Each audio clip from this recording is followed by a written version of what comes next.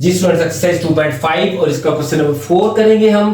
Find the value of x and y if it mean that, वो कहते हैं कि ये कॉम्प्लेक्स नंबर है जो इस कॉम्प्लेक्स नंबर के इक्वल है।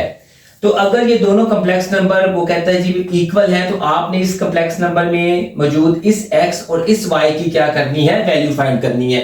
तो इससे पहले हम क्या करते हैं, हमने पता है कि कॉम्प्लेक्स नंबर जो होता है वो a प्लस बी आयोटा की जनरल फॉर्म में लिखा जाता है, जिसमें a जो होता है वो रियल नंबर होता है, b आयोटा जो होता है वो इमेजिनरी पार्ट होता है इसका। तो हम सिंपल सा ये रखते हैं कि जिसमें आयोटा नहीं होता वो रियल होगा और जिसमें आयोटा होगा वो इमेजिनरी होगा। तो चलिए हम इस तरह करते हैं कि इसके रियल पार्ट को अलहदा लिखते हैं और इमेजिनरी को अलहदा। इसमें x और 1 रियल पार्ट हमने अलहदा लिख दिया और इसका इमेजिनरी पार्ट हमने एक साइड पे लिख दिया। इसका ऑलरेडी पहले रियल था और फिर इमेजिनरी था।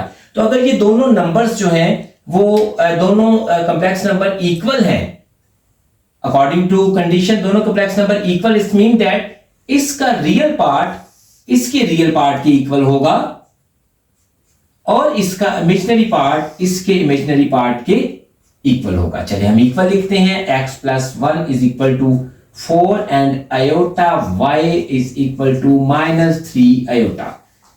x की वैल्यू क्या आएगी, 4 minus 1, x is equal to 3 और आयोटा से आयोटा कैंसिल होगा तो y is equal to minus 3।